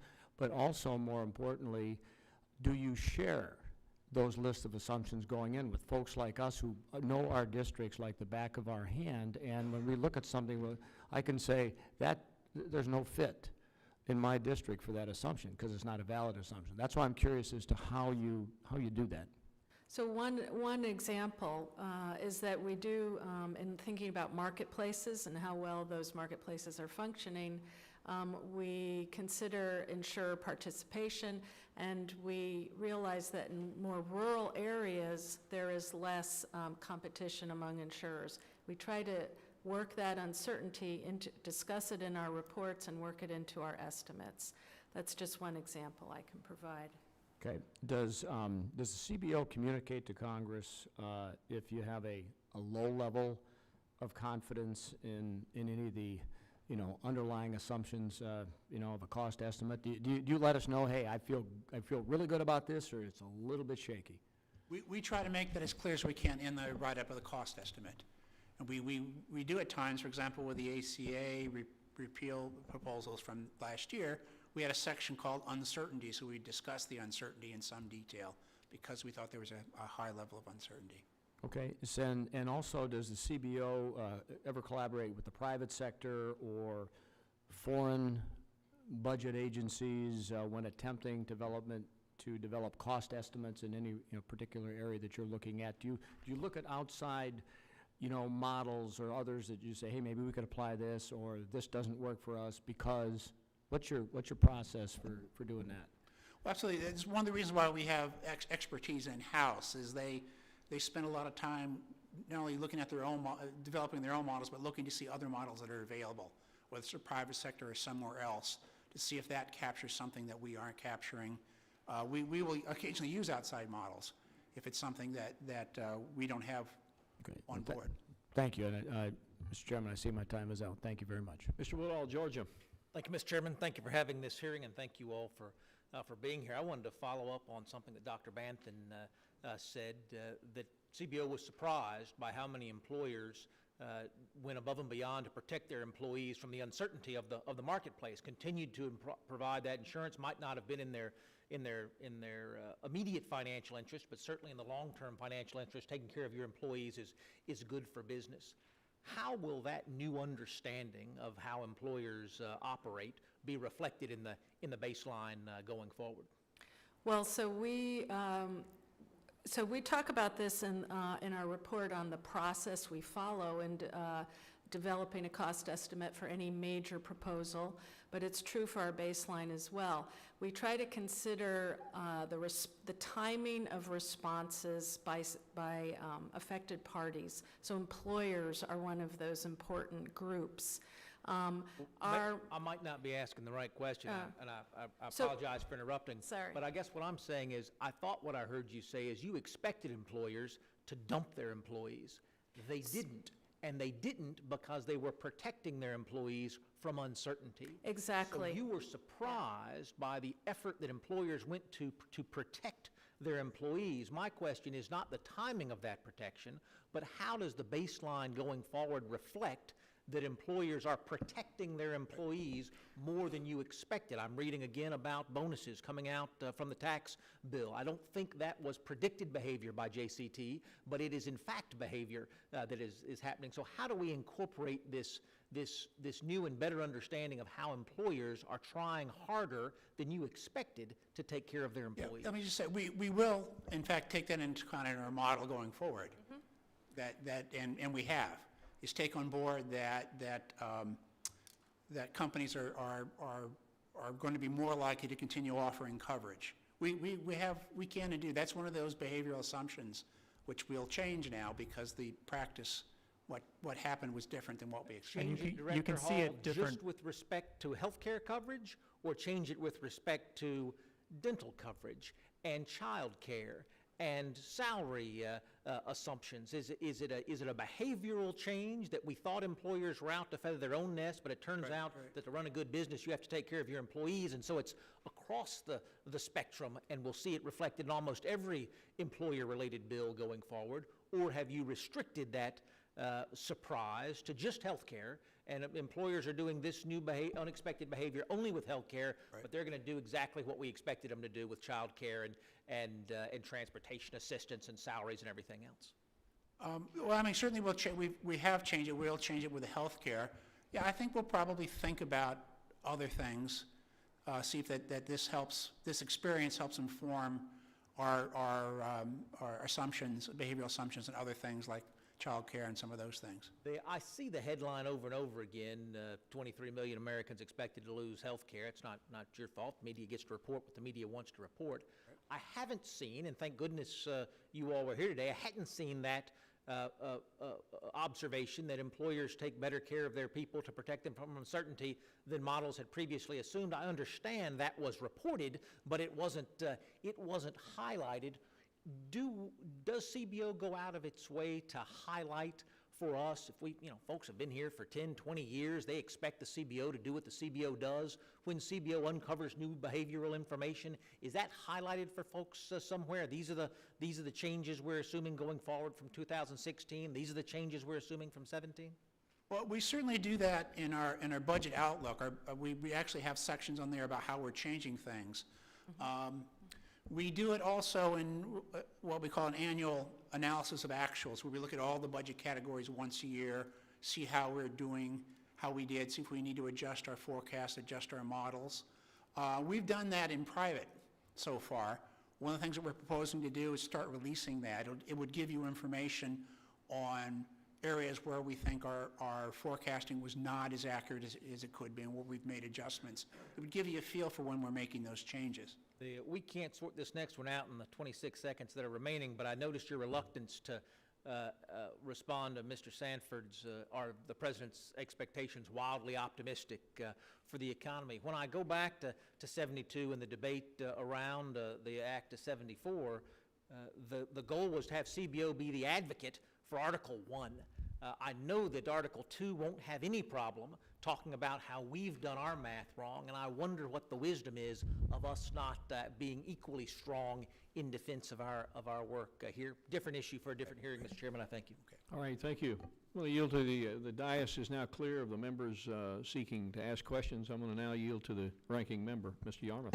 Thank you, Mr. Chairman, and thanks to our witnesses for their responses. Just segueing off of Mr. Woodall's question, I'm curious, when joint tax, and maybe when you have analyzed or were analyzing the tax bill that recently was enacted, and trying to model behavior, did you have a sense of how much, or did joint tax have a sense of what the behavior was going to be with corporations? Because Mr. Woodall mentioned the bonuses, and Morgan Stanley just did an estimate, according to a New York Times editorial, that 43% of corporate tax savings would go to buybacks and dividends. Nearly 19% would help pay for mergers and acquisitions. Just 17% would be used for capital investment, and even a smaller share, 13%, would go toward bonuses and raises. Do you know whether those numbers corresponded to the expectations that maybe joint tax used or that you would use in your analysis of the tax bill? Yeah, I don't know offhand. I do know that's going to be an important part of our budget update, our analysis of the tax bill, how exactly we view that. We'll try to detail it once we sort of iron it all out. I kind of don't want to give away pieces of what we're still working on. The outlook that we're preparing for you to publish this spring does have the advantage of this additional information that has come out in the last few months that the staff of the Joint Committee on Taxation didn't have when they were doing their estimates in December. And so we do have more information, and our estimates will take that on board. Great. Appreciate that. Thanks very much. We've talked a lot about healthcare today. I don't really want to talk too much about it anymore. So I want to move on to a different subject that may or may not enter the national dialogue pretty soon, and that's the question of infrastructure. And the President has put forward a plan that relies on basically a 20% investment by the federal government in projects matched by an 80% investment by either state government, state, local, or private investors. And I assume that infrastructure, different types of infrastructure would yield different returns to the economy, would have different types of impact. And I'm curious as to what factors might determine the impact of an infrastructure project. I just read something that I had never really thought of, but it makes good sense, that there are two different types of infrastructure spending. One is maintenance and one is essentially new construction. And I'm just curious as to how you would evaluate all of those different factors. Shall we just say, just in general, it's pretty clear that specific infrastructure projects vary quite a lot in their return, but it's really hard to characterize types of infrastructure that way, because there's so much variation in individual things. With respect to something like transportation, we've done some work on that. For example, shifting resources from rural areas to congested urban areas, that does increase the productivity of federal spending. I think what you're probably referring to is repairing and rehabilitating facilities like highways. Probably has a higher return than adding new highways, that sort of analysis we have found. It does, that's interesting. And I was also reading that, and you mentioned rural and urban differences and how they interact. I was just reading something the other day that talked about and I don't want to pit rural America against urban America, but that there's a possibility, depending on how you allocate resources, that you would be spending a disproportionate amount of money disproportionate to the population that might end up in a less than optimum return. If you were spending 40% of the budget on rural areas which have either a much smaller percentage of the population or a much smaller portion of GDP, is that something that should be considered as part of any infrastructure plan? I think our point really kind of goes more to the idea that there are urban areas that are very congested in terms of highways, and spending more on those areas has a bigger payoff than urban areas. It's not because they're rural areas, it's because they may not be as congested as urban areas. Gotcha. This is a question that is obviously timely, and I throw it out there because I have no idea. Has the CBO ever done any economic impact of gun violence? Did the CBO score the assault weapons ban in 1994? Are you aware? Yeah, I will have to get back to you. I don't know. If there were assault weapons ban legislation introduced, what would CBO consider in doing a score of an assault weapons ban? Well, I suppose if it came out of committee, right, to the floor, we would have been required to do an estimate of that. So we can check. But as far as you know, you don't have any sense now of what factors you would consider if you were actually considering doing a score of that. It would be new territory. Unfortunately, you have the wrong people at the table for that. We'll have to get back to you. Just curious. Going back to healthcare for just a second, I just want to get something into the record. When we were considering the Affordable Care Act in 2009 and 2010, CBO did score that legislation. And I raise this question because just during the last debate, a lot of our friends on the other side of the aisle tried to make a parallel that, yes, we use reconciliation to pass the Affordable Care Act in 2010, and they used reconciliation to pass the tax bill. But of course, the difference was that the ACA had a positive score at that point over both the initial 10-year window and the second 10-year window. Isn't that correct? Yeah, that's right. And the tax bill obviously had a proposed deficit of $1.5 trillion. So it's a considerable difference in the budgetary impact of those two. One other question about health care. One of the things that we know we have to do, and we continue to talk about it and work on it, is reducing costs. And it seems to me that CBO has an incredible amount of knowledge and expertise and resources that it has devoted to analyzing certain cost impacts of certain policies. And I guess my question is there any way Congress could avail itself of that expertise without regard to an individual proposal? Because it seems to me that you all have probably a better handle on what actually might drive costs down in the healthcare delivery system than anybody else in this body. And is there any way to get essentially a generic analysis of what possible steps we might consider? Essentially asking you to propose solutions. Well, so we don't make policy recommendations, but if you throw some at us, we can tell you what we think. or rank them somehow. Okay, that's fair enough. One other thing, just in the minute I have left, and I've talked about this many times before, and that is the pace of change in society and what a difficult time that gives you or anybody trying to make projections of more than a year or two. And I read an interview recently with the managing director of IBM. Of Mercedes-Benz. And he talked about a wide range of things, but one of the things he talked about, which he says could happen essentially any day now, is that the impact of artificial intelligence and specifically IBM's Watson on careers like basic legal profession, accounting, radiologists, and so forth, that essentially IBM's Watson has proven itself to be more accurate than humans in many of these areas, and that people could start losing jobs in these areas almost immediately.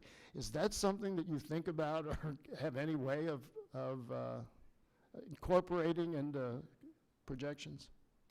No, that's really hard to project that sort of thing. The sort of thing that we can and do is do these sort of sensitivity analysis. What if productivity was much higher than we expect at the moment, and get some idea of what effect that would have, or much lower. So we get some idea of the possible range of outcomes. But it's really hard to obviously predict something like that. Absolutely. Well, thank you very much for your work and for your participation today. I yield back. Mr. Arrington, are you ready? I am, Mr. Chairman. Let's go to Texas. Thank you, Mr. Chairman, and I was chairing a subcommittee roundtable, and I apologize for being late. Mr. Hall and your colleagues, appreciate your time and input here.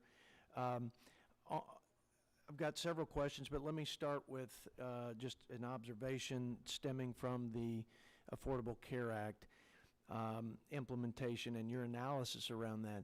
We know that the Obamacare, as we refer to it sometimes, expanded Medicaid beyond the 100% or 120% poverty. In some cases, because the federal government put that carrot out that they'd pay 100% of it, it expanded upwards of 400% poverty in some states.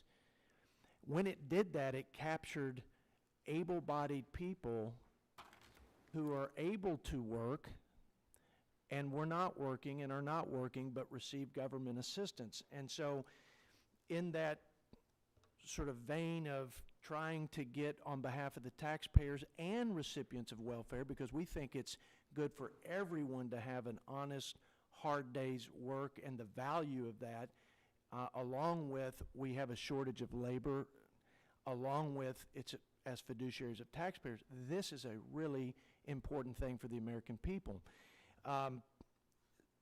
Your analysis, though, suggested, I think, early on, and rightfully so, but maybe off the mark, that when Obama, President Obama and the Congress at that time passed the Affordable Care Act, that work would actually decline as a result based on the dynamic I just mentioned.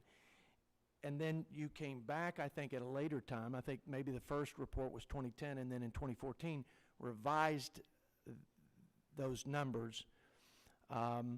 So now we're entering into this opportunity for the American people to, whether it's with food stamps or Medicaid or whatever the government assistance program, and compassionately and respectfully and responsibly, though, asking people who are able to work if they receive these benefits. Tell me about your behavioral modeling in that instance and why it changed, and have you perfected it? And Sure. Taking into account the labor supply effect of policies is an important behavioral component, I think, of what we do. And we do try to do that. I'll give you, for example, I think it was 2016, we did an analysis of not a repeal and replace, but just a full repeal of the ACA. And we did a dynamic portion of that where we actually estimated the effect on the labor supply of eliminating the ACA. So you get this sort of labor supply impact. We did that, and then we followed up with a piece, research paper on how we came up with our labor supply effects. You know, what research we used and et cetera. In fact, I think I referenced it in my statement as well. That's the sort of thing which may help inform your thinking, but that's certainly something we would want to take into account. were your findings that less people would work as a result of expanding Medicaid? Yes. The Medicaid effect is relatively small, so our analysis of the effects of the Affordable Care Act on labor supply mostly stems from the taxes in the Act and from the phase-out of the premium tax credits, and very little from Medicaid itself. But expanding Medicaid and raising taxes and that combination, and maybe there are other factors, caused less people to participate in the workforce. Is that yes or no? Yes.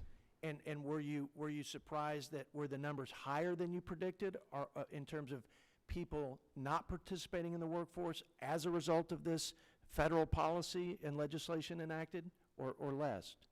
So it's pretty hard to know exactly what those effects have been, because we only observe what happened, and we didn't observe what would have happened if those the law hadn't been enacted. But you revised, and my only point is you came out with, here's what will happen: fewer people will be in the workforce, less people will be incentivized to work as a result of the factors we just discussed. Were you off the mark because there were more people that didn't participate and pulled back from the workforce, or were there less when you revised in 2014? The research that has come out since our original estimate, the effects have been smaller in that literature, and that has caused us to revise down a little bit, but not very much. Okay. I'm out of time. I yield back, Mr. Chairman. Mr. Grothman, Wisconsin. Thank you much, Mr. Chairman.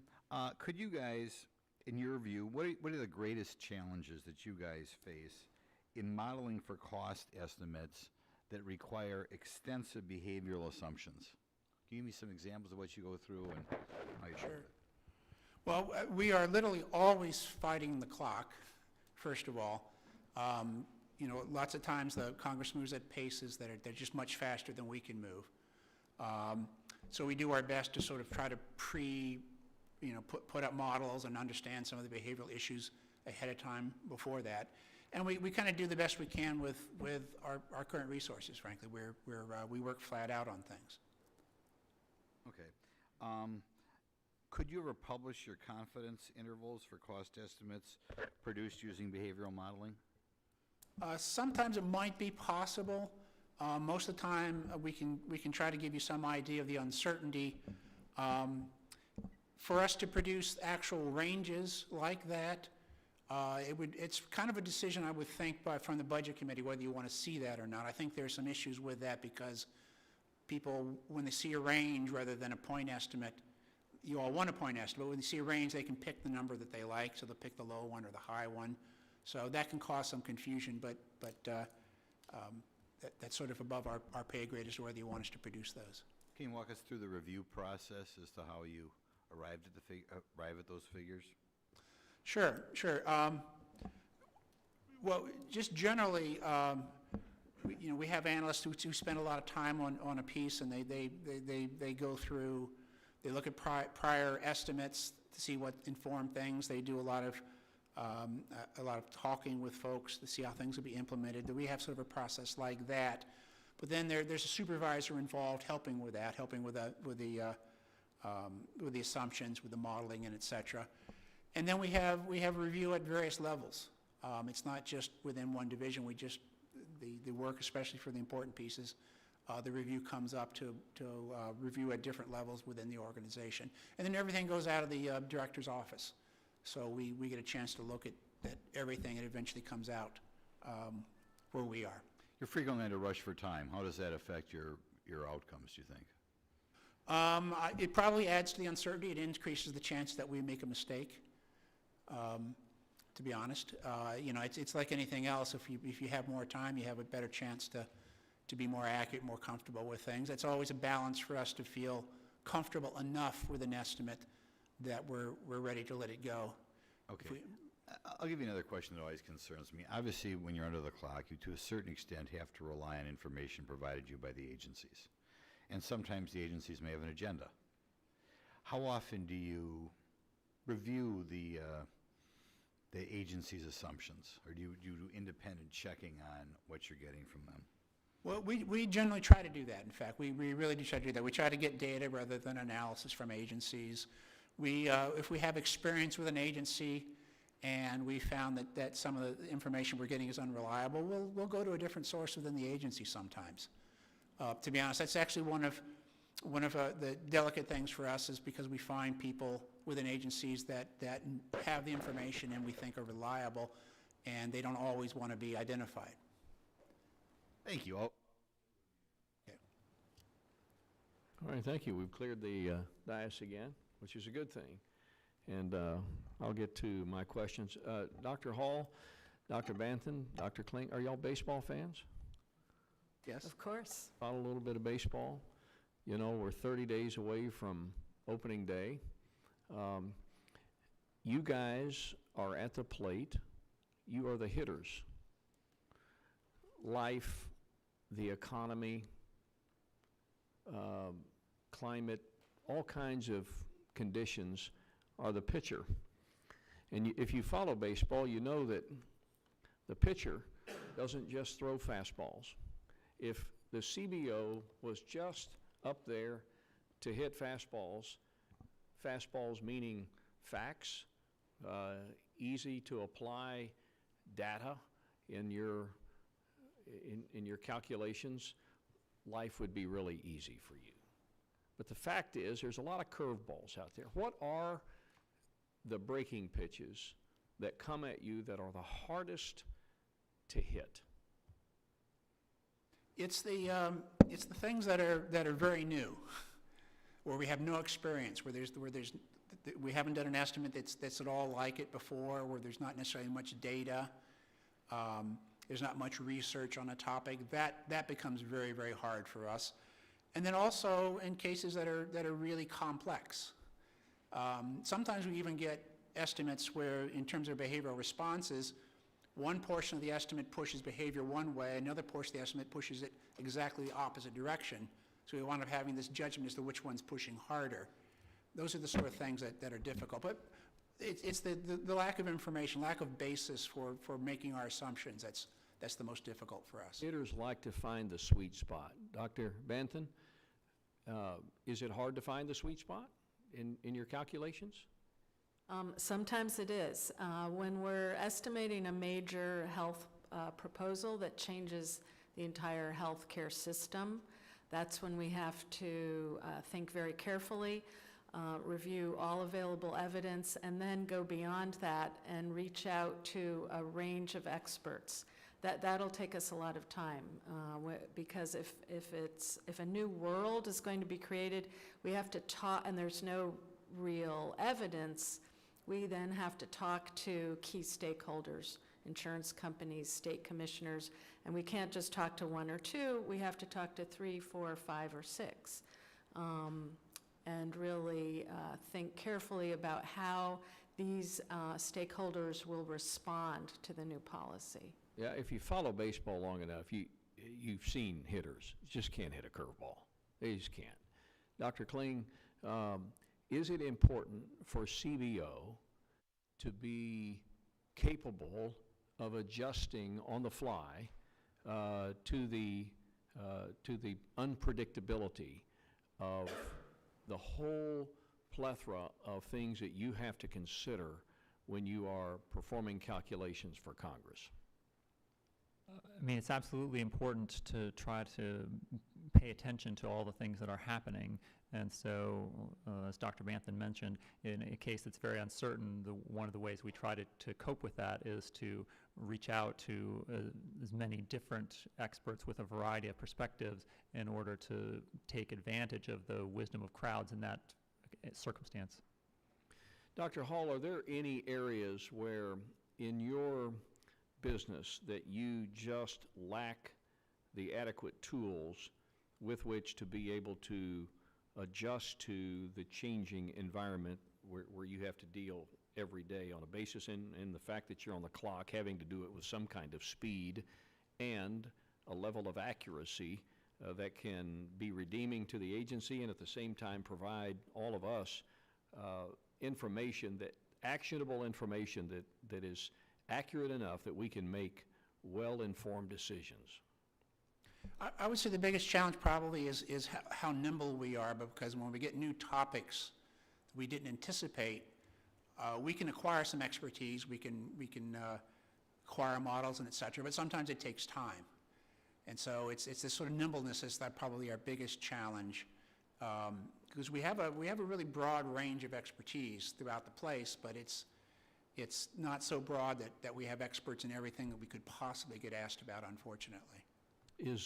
Are the needs of the CBO reflected in your budget request?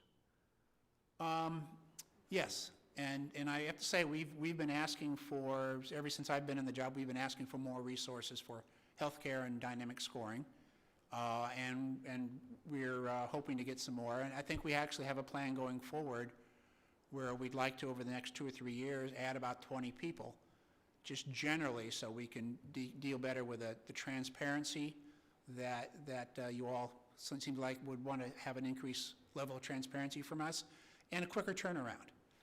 We have real issues with peak load issues, right? We cover really broad waterfront of areas. When we get a lot of action in one area, we don't always have a lot of people, so we're trying to figure out how to be more deeper, or have a deeper bench going forward. So we are asking for some more resources for that. I want to follow up on a question that Mr. Grothman asked just a minute ago, and that is the input information you get from other bureaucratic agencies.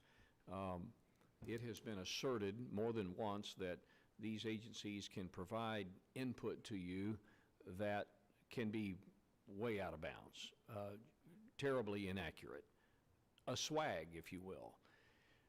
How often do you go back and verify, and is there a fail-safe way to be able to take information from one agency that is critical for you to make a calculation and know within a certain amount of reason that that particular piece of information is really nothing but garbage to you, garbage in, garbage out? So how often do you do it, and are there mechanisms that you have in place or need to have in place to ensure that we can troubleshoot, maybe not necessarily second guess, but that sounds like that's where I'm going with this, these agencies?